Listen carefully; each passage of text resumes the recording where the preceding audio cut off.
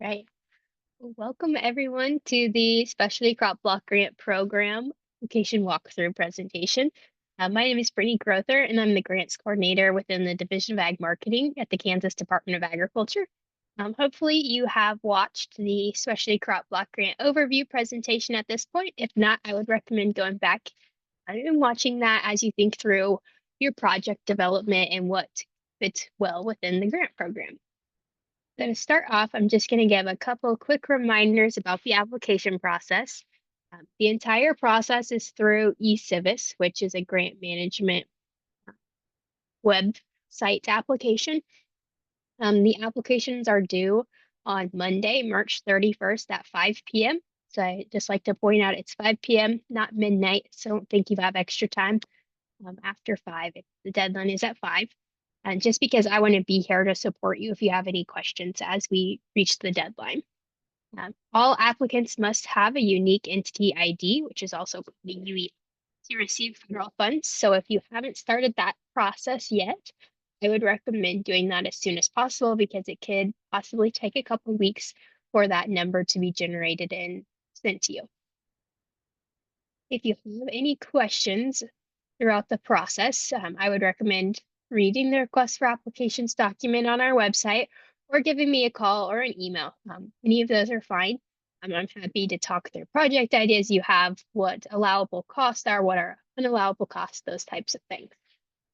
All right, so now we are going to switch over to the actual walkthrough portion.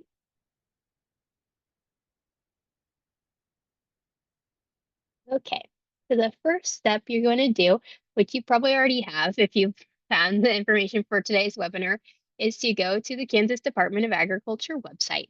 And you are going to navigate over to public resources, grants and cost share programs, and then go to Specialty Crop Block Grant Program. While we're here, one thing I want to point out over on the left-hand side, there is a subpage called Previously Funded Projects. So if you click on that, every funding year that we've had, we post the project summaries of those projects that are funded. So if you want inspiration, if you want to see what's been funded in the past, you can pop open all of these. We have all of them since the program inception in 2006 are down there. You just have to pop them open by clicking on the blue heading. Okay, so the application process. If you scroll down to how to apply, like I mentioned, make sure to read over the request for applications document. We also have these supplemental application resources down here, including once it's posted, we'll post the fiscal year 25 specialty crop block grant request for applications from the federal level. And we also have the AMS, which is the Agricultural Marketing Services General Terms and Conditions. This is the document that has sections over allowable and unallowable costs. So if you ever have questions about that, I'd recommend looking at the Terms and Conditions document. We also have the performance measures page, which we'll talk about as we get into the application. And then we have a guide on how to get your unique entity ID or UEI number. If you haven't done that so far, that's through a website called sam.gov. Then we also have a frequently asked questions document there. So to apply, you're going to click complete the online application here, and our website is going to reroute you to a website called eCivis. This landing page has just a general overview of the Specialty Crop Block Grant Program. We've got an eligibility tab, a financial tab, my contact information, as well as the eCivis support desk email address, and then some files, which are also on our website too. But one specific one to look at is the Kansas eCivis portal user guide. If you have any specific questions about using the eCivis website, you can download that and look to see if they have the answer, or you can go back to the contact and send an email to this email address right here. Okay, so first thing you're going to do is you're going to hit apply, and it's going to have you either log in or create an account. So if you haven't created an account before, you're just going to hit create an account. This is free. There's no cost to create an account. So it's just first, last name, email address, and password. Once you fill that information out, let's see if I can over. here what it looks like on the email side of things. You are going to get an email from portal support or support at ecivis.com. And it's going to look like this. And it's going to have you verify your email. So once you click on that and verify that you have an active email address to set up an account, you're going to get a second email that says, "Welcome to the portal. Your email is verified." At that point, you can log into the portal.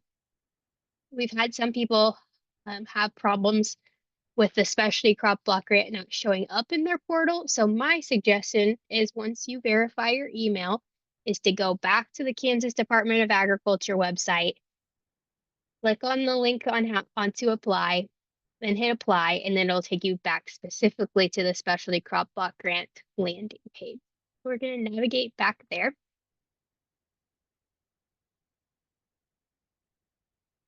I'm going to log in to my test account.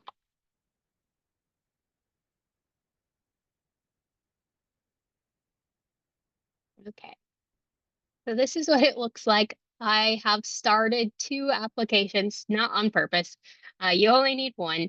If you do end up creating more than one application there, I just checked this morning, there's not a way to delete the old ones, which is totally fine. I'm only gonna see and process your final submitted one. So if you end up with more than one, that's okay.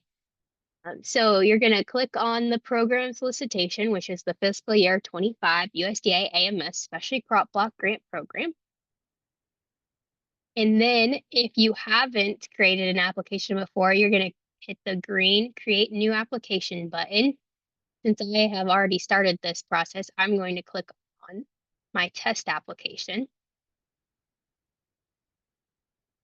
And then we're going to get it loaded. So this is, again, I'm going to click on my test application. That's the one I've started. That's the one in progress.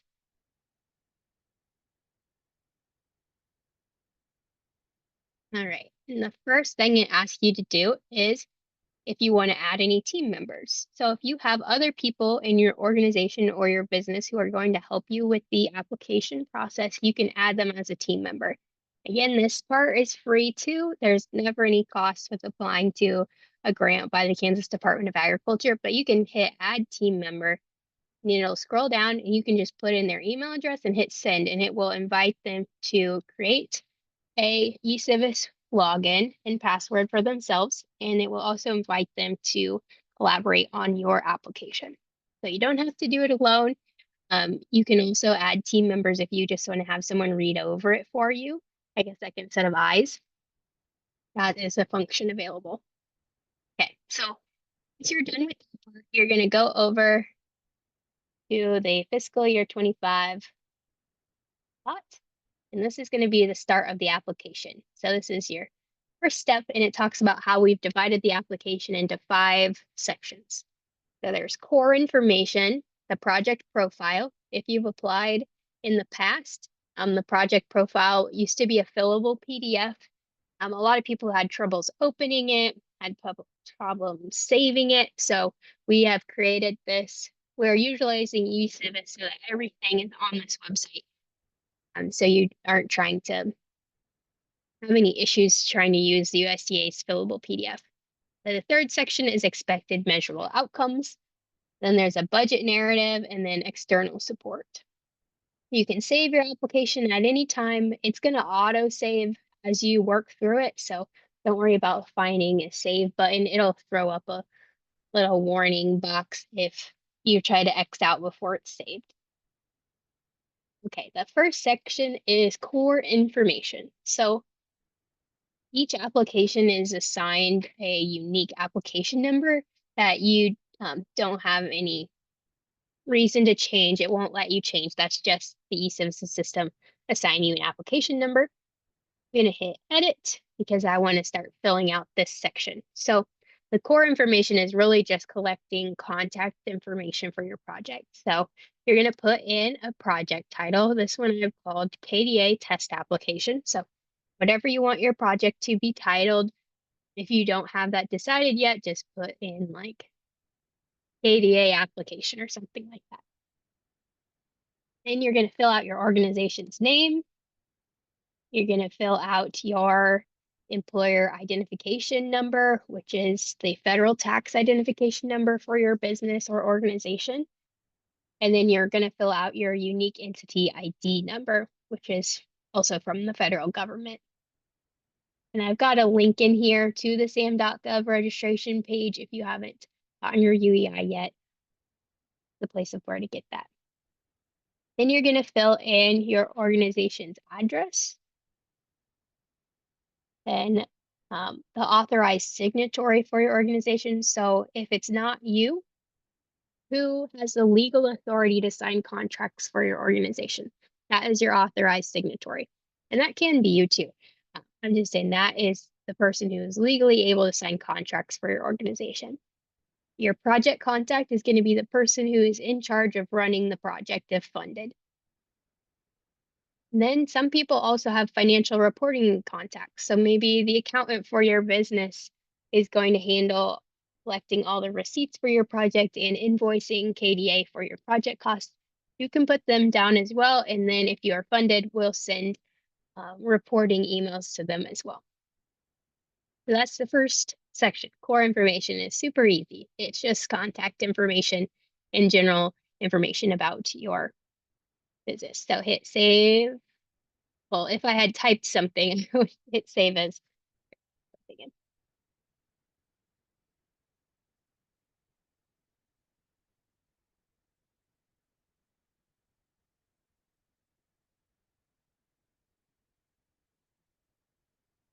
Okay. Anytime you put any information in, you can hit save as draft. If you're done with that page, you would hit save as complete. Okay. Right. The next section is project profile. So I went over there on the left-hand side and clicked project profile. So this is where you are going to describe your project's purpose, your objectives, who will benefit from your project, and your work plan. So again, I'm going to hit, because I'm in a new section, and we are going to start filling it out. So I've put some little notes under some sections that can be helpful when you're filling out your application. So the grant period can begin no earlier than September 30th, 2025. So right off the back, I would highly recommend you just put September 30th, 2025 as your start date, because that will be your contractual start date. If you want to start later than that, that is something you can justify within your project application, but the standard start date is September 30th, 2025. Your end date can be 3 years in duration. Projects can be 3 years in duration. So your end date must be no later than September 29th, 2028. So for example, if you have a 1-year project, your end date would be September 29th, 2026, and so on. In the past, KDA has put preference on projects that are 1 year in duration, but we've removed that from the project requirements. So you can use the full time of 3 years, which is how long the USDA awards for, if you need it for your project. I will say the longer your project, the more reports you have to do. So if you can do it in less than 3 years, keep that in mind. Less of a reporting burden. Next section is project summary. So this is kind of what you saw on KDA's website when I showed you the past, like the previously funded projects. Just those little blurbs about what your project is. This is what would be used in a press release. This is what would be used on KDA's website or the USDA's website to define your project. So keep it short and sweet. They gave us an example here. So you can use that to base it off of. So state your organization. What are you going to do? Just a general, what's the purpose of your project? What do you hope it will deliver? And then a general description of the task. So the ABC University will mitigate the spread of citrus greening by developing scientifically based practical measures to implement in a quarantine area and disseminating results to stakeholders through grower meetings and field days. Short and sweet. These fields also, once you click into them, it shows a word limit over here. So for example, this one is 1,250. The next section is your project's purpose. So this is where you can get wordier. Remember, project summary is brief, short, and sweet. Project purpose is where you really get to define a specific issue or problem or need that your project will address. So look at the scope of the Kansas specialty crop industry. What specific thing is your project going to address? Why is that important? Do you want to cite sources here? If it's research based, um, or even like, for example, one of the projects we funded this last time was for project of allowing daycares to purchase specialty crops and then teach their students about specialty crop production in their classroom. So the specific issue or problem or need that project was addressing was child nutrition at an early age for 3 to 5 year olds and why early interventions of fruit and vegetables is important to adult nutrition behaviors. That's an example. The next section is the objectives that your project hopes to achieve. You have to have at least one. So objective 1 is required, but you can have up to 5. Next section is project beneficiaries. So how many people are going to benefit from your project? This is just an estimate. This is a number field. It has to be a number. You can't use any words to describe it. So just a straight up number. How many people are going to benefit from your project? How many people do you estimate? The next section,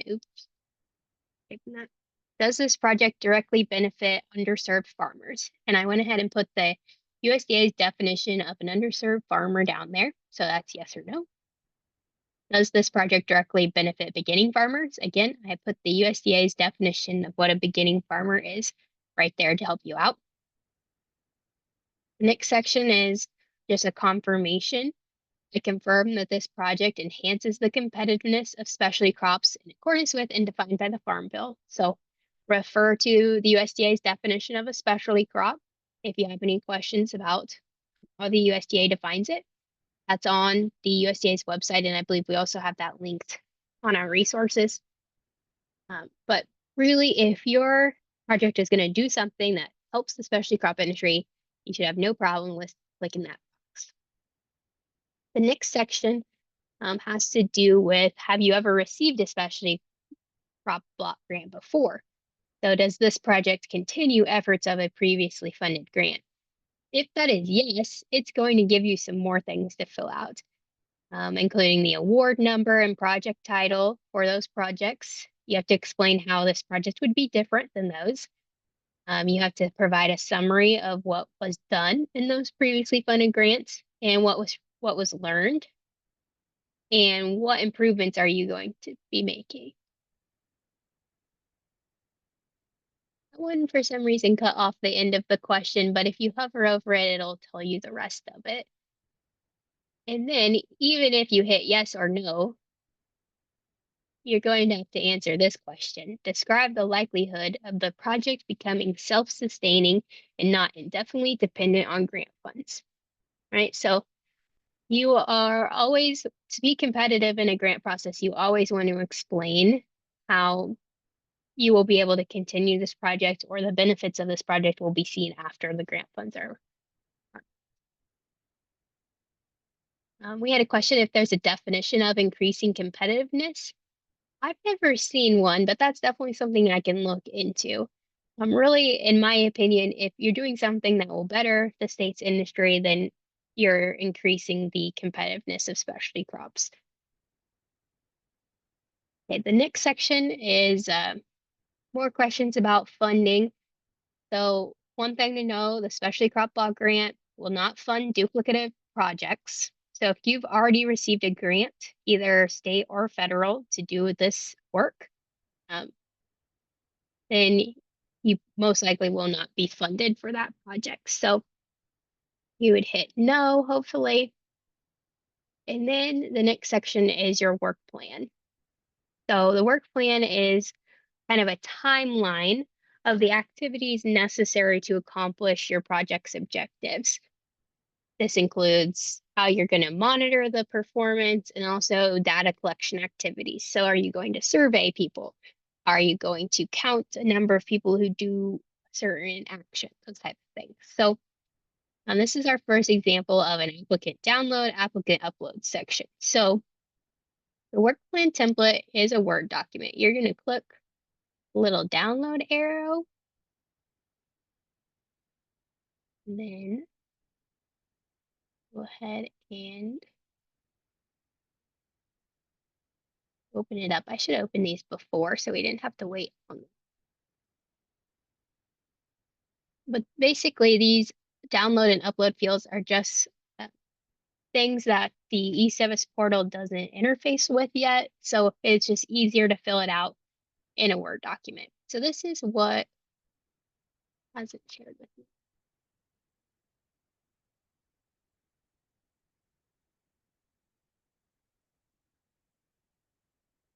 Okay. This is what the work plan looks like. It's basically a table in a Word document where you're going to describe a project activity and you're going to say who's going to do that work and then give an estimate of when it will be accomplished. So, for example, you're going to host,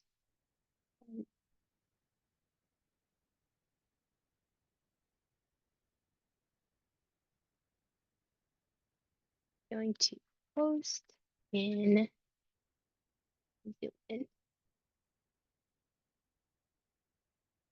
Host an educational field day to show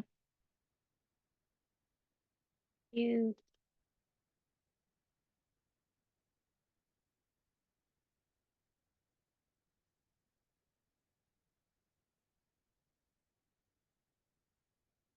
For example, your project is researching a new pesticide. So you want to host a field day to show people how the pesticide is impacting different types of crops.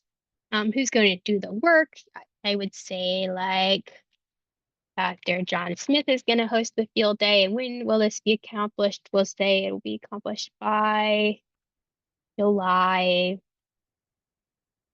1st. So pretty easy. Just fill that out on the general timeline of how your project is going to be completed. Back to service. So once you complete that Word document, you're going to save it on your computer, and then you're just going to upload it back onto the application form. So you'll just hit add file. You'll be able to find it in your downloads or wherever you save it on your desktop, and then upload it. Then you're going to want to scroll back up to the top and hit save as draft, or if it's done, save as complete, and we'll move to the next section. So the next section is expected measurable outcome. There are 7 different outcomes that were developed by the USDA in conjunction with stakeholder conversations to evaluate the success of the Specialty Crop Block Grant Program on a national level. So you have to have at least one outcome and then one follow-up indicator for your project. I would recommend more than one, but you certainly don't have to. Just remember that for every outcome and indicator you select, you are responsible for reporting on and measuring those throughout your project. Go ahead and hit edit. Okay, these are the 7 outcomes defined by the USDA. We have increasing consumption and consumer purchasing of specialty crops, increasing access to specialty crops and expanding specialty crop production and distribution, increase food safety knowledge and processes, improve pest and disease control processes, develop new seed varieties and specialty crops, expand specialty crop research and development, and improve environmental sustainability of specialty crops. So once you click one or more outcomes, you're going to get an expansion off of that. So for example, I'm going to hit outcome 1, and then I'm going to be asked to select the indicators or indicator that I want to use to measure the success of my project. So I'm going to say I want to measure the number of consumers who gain knowledge about specialty crops. Like for example, I'm hosting some educational workshops about a new variety of apples or something like that. So once I click that, you can see it popped up something else. You have to put a number, total number consumers who gain knowledge about special crops. This is your estimate or your goal. So I want to say 150. And then how many of those are going to be adults and how many of those are going to be children? So I'll say 100 adults and 50 children. Then, regardless of how many you check up here, there is a box where you have to explain how you're going to collect this data. So, for example, I've selected outcome 1, indicator 1.1. So I'm going to say how I'm going to collect that data. I am going to the organization will send post-event surveys for all participants, engage how many people consume the new variety of apples. So for every indicator that you have, you need to type out how you're going to collect that data. So if I also had number, we'll do number of additional specialty crop consumers counted, select 1.3, I'm gonna say 50.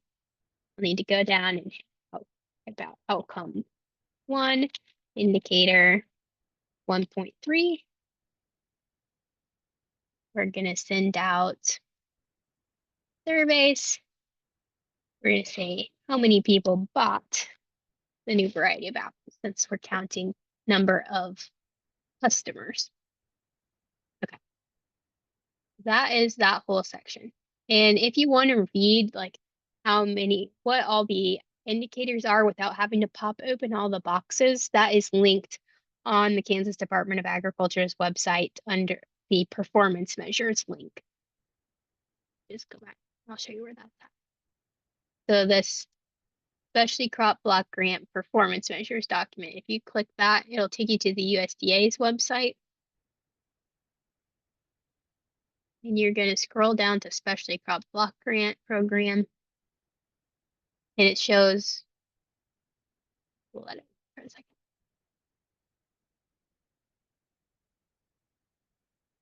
It shows all the outcomes and indicators that are available to choose from and how those are the numerical values that they're looking for.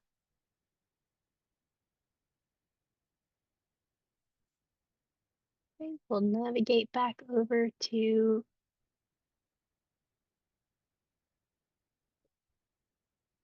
again, save as draft or save as complete if you're done.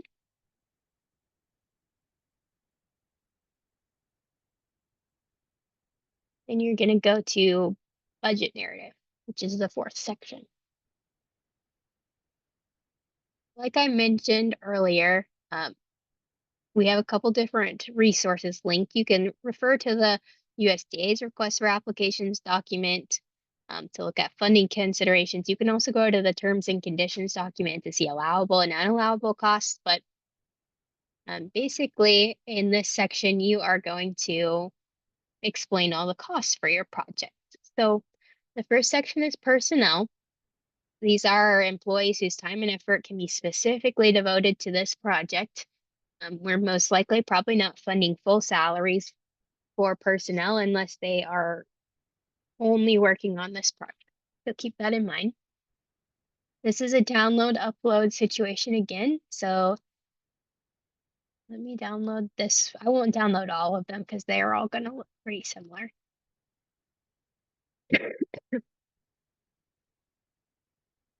I didn't look. Open.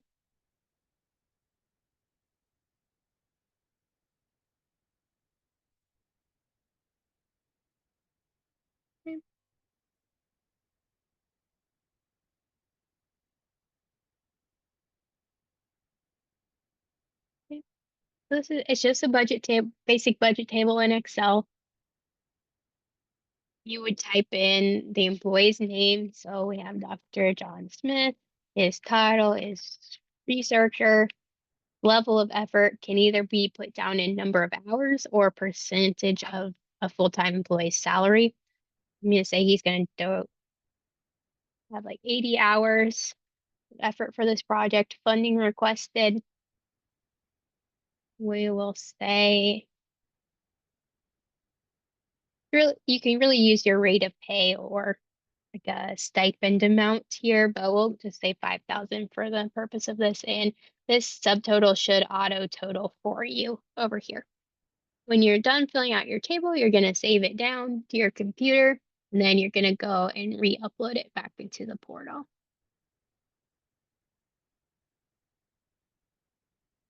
Flip back over.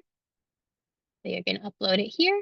And then for each individual listed in your table, you are going to justify what they're going to be doing for the project. So we have personnel 1, Dr. John Smith. Dr. John Smith is responsible for the research of the new apple variety and hosting a field day in the summer to showcase the results of the crossbreeding or something like that.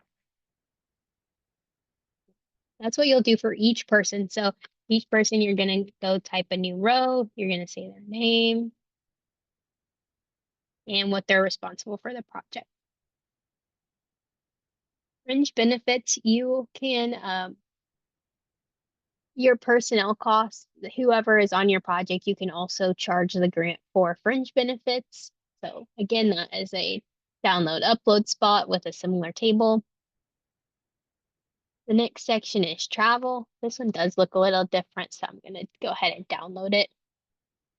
So for example, if you are going to go to a conference that's out of state, you can request airfare, you could request mileage for a car, you can request hotel cost, even if you're in state, mileage and hotel costs are eligible. Share.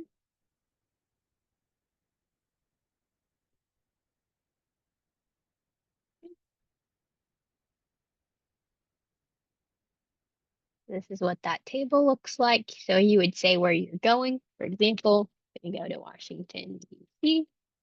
I want to take, I'm going to fly, so I'm going to click airfare. Unit of measure for airfare is a ticket. I need one ticket because it's round trip. The cost of that is going to be $450. We are sending 2 people from the project to that grant, to that conference. It's going to auto calculate it. That total cost is $900 for 2 airplane tickets. And it's also going to auto calculate your travel subtotal over there for you. So hopefully the tables are pretty intuitive and helpful. So you don't have to do a lot of your end. But again, you'll save it and then re-upload it into the portal. And we have a question about out-of-country travel. Yes, that is eligible as well, as long as the costs for that trip seem reasonable and not, outlandish. Okay. You will also have to confirm here that you are following your organization's travel policies. So you can't be going to buy a first class ticket if that's not standard for your personal organization. So if you have any travel expenses, you have to click this box. Okay. You have to follow your organization's travel rules.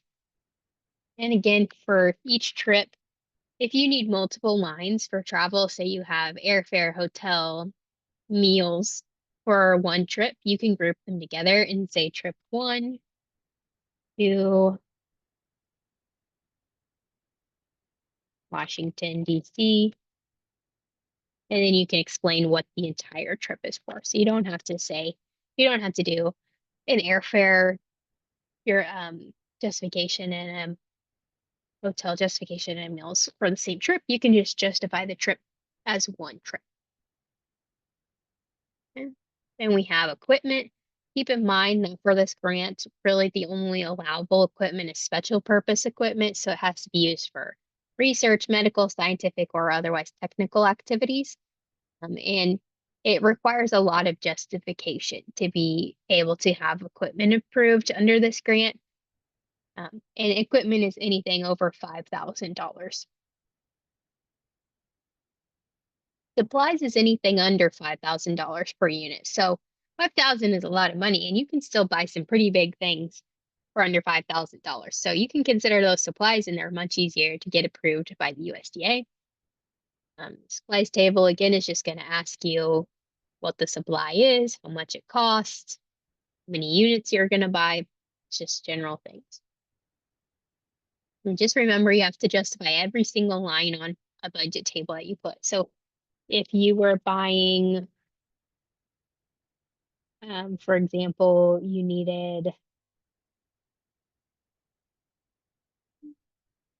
trying to think of, if you needed posters, for example, for a workshop that you're hosting, you would type supply one. Posters are needed for classroom instruction or the promotion of the program. Just a general description on what the supply is. We also have a contractual slash consultant section. So if you're going to hire out work, for example, one grant we funded hired contract workers to write educational curriculum. You can contract that work out and put them under contractual. You can, let me download this one too. It looks a little bit different than the standard too.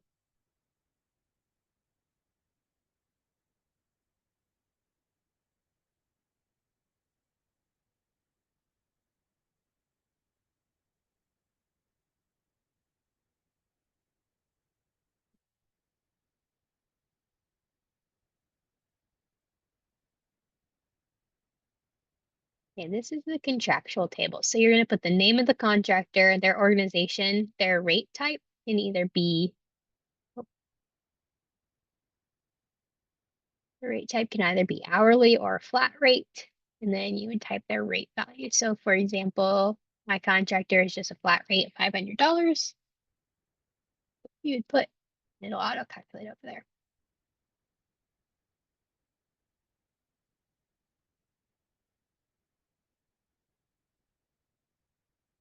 Again, if you hire any contract work, you need to click this confirmation box that you confirm your organization followed your organization's procurement standards on hiring those contractors, or you would be following those policies and procedures when you do hire them. You don't have to hire them before the grant starts. Other is kind of the catch-all category. So if you have anything else that you want the grant to pay for your project that doesn't fit into one of those other categories, you can put them in other. And then your organization can also take indirect costs. The USDA caps it for the specialty crop block grant at 8% of your total direct cost. So just keep that in mind. You can't exceed 8%. You would put your indirect cost rate and then how the value of that, the funds requested. Then at the end, you're going to fill out a budget summary table. And I'll open that one. So hopefully all of your other budget tables auto summed for you. You make it super easy to fill out the budget summary.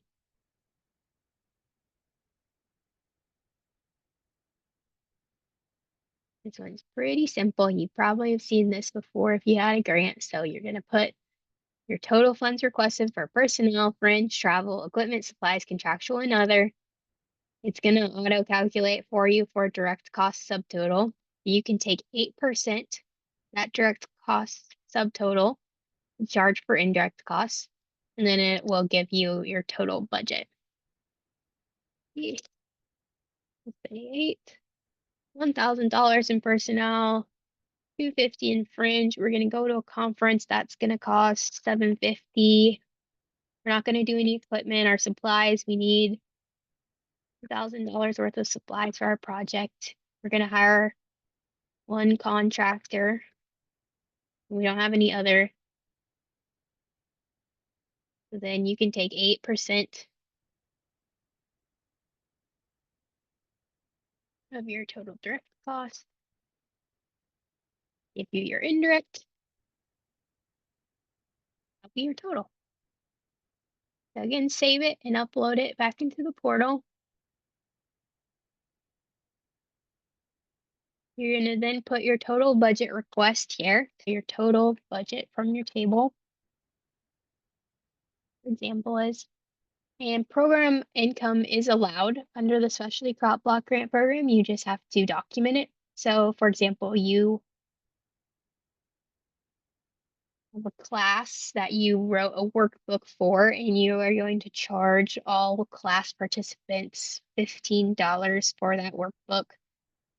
Any income you generate off that book, say it costs you $10 to produce, so you're making a profit of $5 per book, all of that income has to be reinvested into your project. So keep that in mind. Your organization can't utilize that income for any other purposes other than this project. So you would reinvest that $5 per book into, for example, maybe your personnel costs. Maybe that helps pay for the cost of the person who wrote the training manual. Okay, so that is the whole budget narrative section. The last section, also pretty easy, is external project support. So here we go. I'm gonna hit edit because we're in a new section. This is just where you explain who supports your project. So external project support is the specialty crop stakeholders who support this project and why. This should be people different than who are written into your project. So for example, if you partner with K-State Research and Extension, you shouldn't explain why they support the project in this section because they're providing grant support for your project. Like if you are, for example, a K-State Research and employee is donating some of their time or they're charging the grant some of their time to host a workshop for you, they can't write. You can't have them in your external project support section because they are like they're getting paid from the grant. These are other people not involved in your project to support it. So specialty crop producers in the state, for example, would be a um, good people to write in this section. Why do they support this? Why does the specialty crop industry as a whole support this project? That daycare project I talked about, we put support from KDHE childcare licensing, for example, here, because they're supportive of it because daycares were benefiting by having a new educational curriculum to teach their students, and then also the introduction of new fruits and vegetables into the meal programs at childcare centers, for example.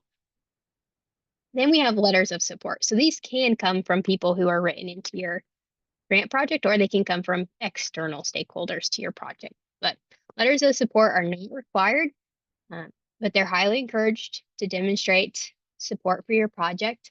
And then we have a maximum of 5 upload spots. So you can upload those as Word documents, pictures, PDFs, whatever works for you. Again, they're not required, they're optional, but they are encouraged by our review committee because they can see outside of your words why this project is important to the state.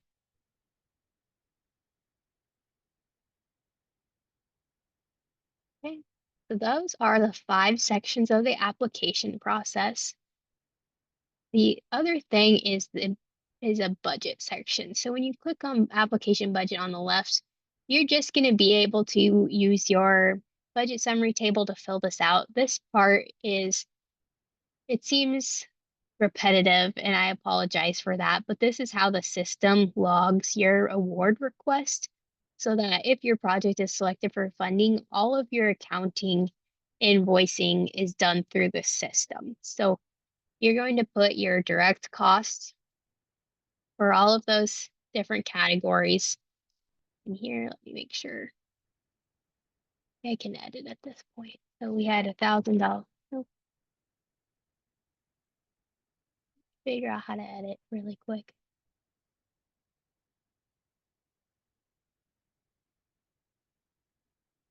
Oh, here we go. Okay, you're going to click the title of the budget category and you'll be able to edit. See? Not letting me type.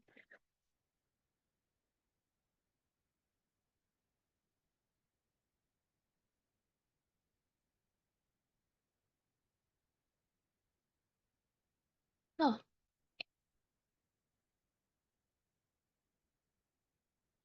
well, apparently we haven't had anyone reach the stage of the application process because I must have a setting wrong where you cannot edit it for some reason.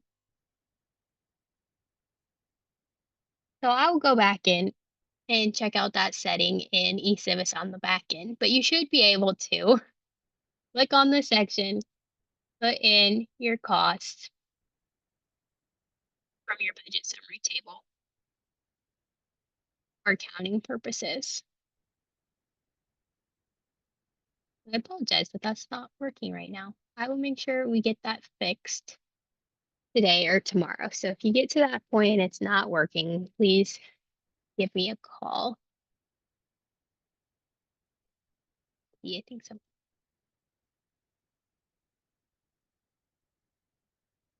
If you go back to your application once you fill that out,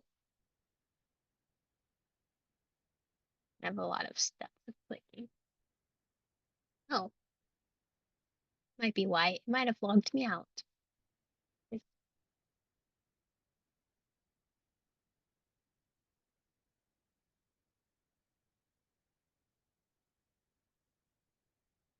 There we go. Sorry, it's trying to pop me back and forth between my administrator account and my application account.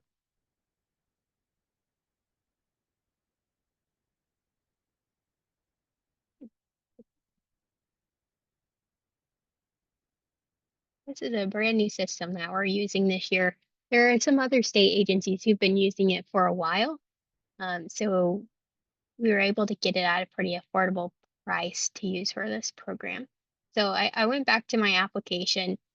Budget is over here. Goals, you don't have to fill this one out. It's not associated with this program.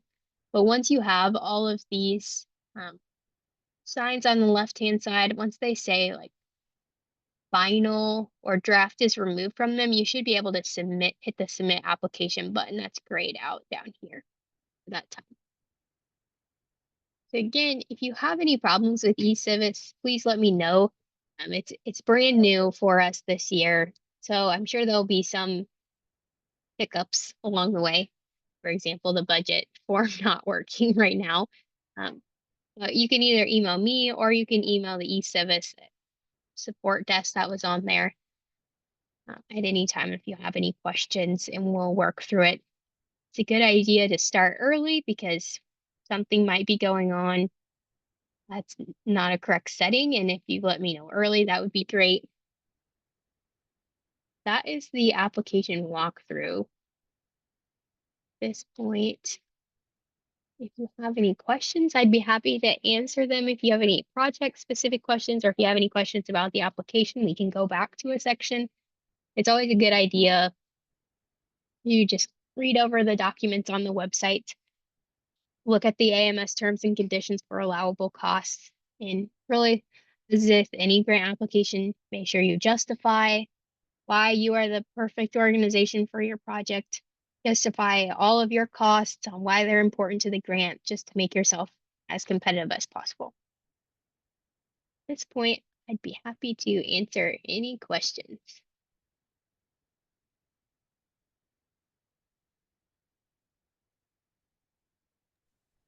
I had one, Brittany. Sure. So the discrepancy between who benefits and who writes the letters of support, if we could maybe Mhm. go over that one more time, because I'm seeing like a lot of people who might write it but not be directly involved would still benefit from it. So yeah, I'm just a little confused on that. I- That's totally fine. I probably didn't explain that the best. So, external project support are anyone not involved directly in your project. So, think of all the people who would be listed in your personnel table. Those people cannot be um, part of your paragraph on external support because it's a given that they're committed to your project, they are being paid out of your project, they're going to be supportive of your project. So it's anybody else. So for example, maybe that you talk to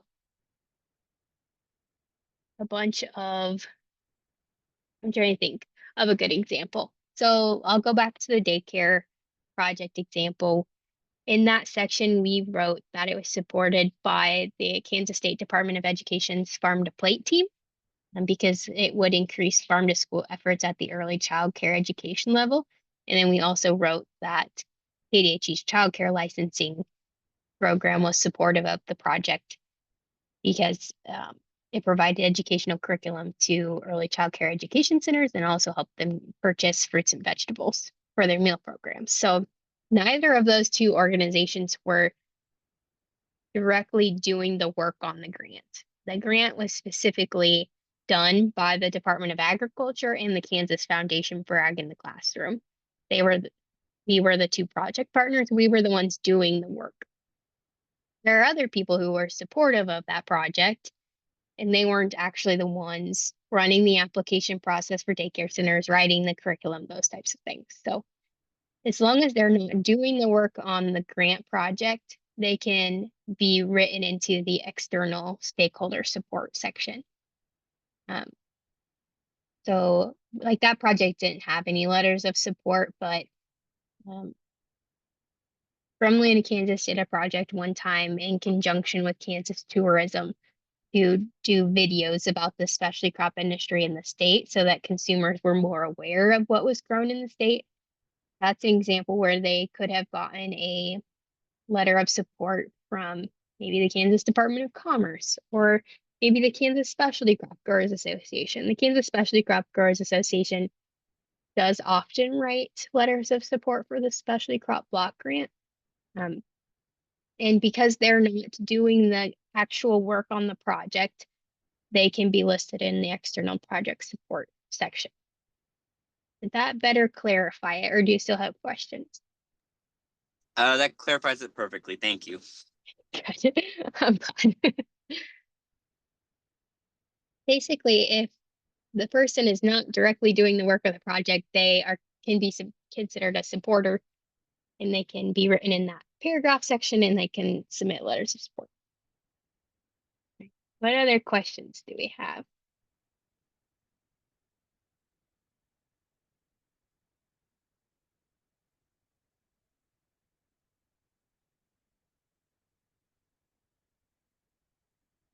You're also, again, welcome to ask me offline. Um, Things might come to you as you're driving home today or in the morning when you wake up. I know that happens to me. So the application is open until March 31st, 5 p.m. So you still got some time to be working through your project ideas. I would encourage you to start filling things out as soon as you can, especially going in and downloading those budget tables are always a good place to start figuring out what expenses you would charge the grant for in relation to your project, and then working through why those costs are important to the success of your project. Those are usually the places I start with a project, right? You get your vision on what you want to do. Think about what issue it's going to address. Think about how much the project's going to cost. What do you want to achieve with the project? What are your goals? What outcome indicators are you going to measure to determine the success of your project? Right now, I'm sure a lot of people are still in that brainstorming phase and aren't ready to put a pen to the paper, but the sooner you can start getting into civis and jotting things down and working out your ideas, the better. But yes, I'm always here to help. I've already had lots of emails of people or calls running project ideas by me to talk about what would be an allowable cost, what wouldn't be an allowable cost, those types of things. But keep in mind, it has to benefit the specialty crop industry as a whole, not an individual organization. Just some of those reminders.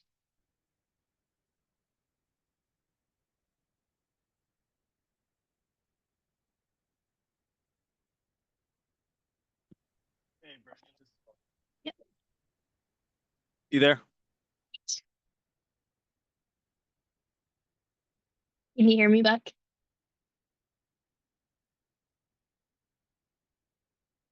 I can tell that you're unmuted, but I can't hear you.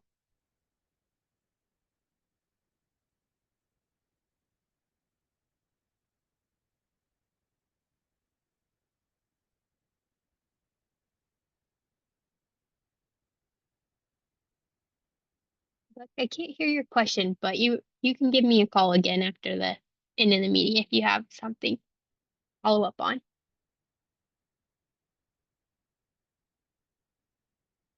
Alrighty. I'm not good at filling. I'm bad about filling the question silence with me talking, so feel free to cut me off if you have questions.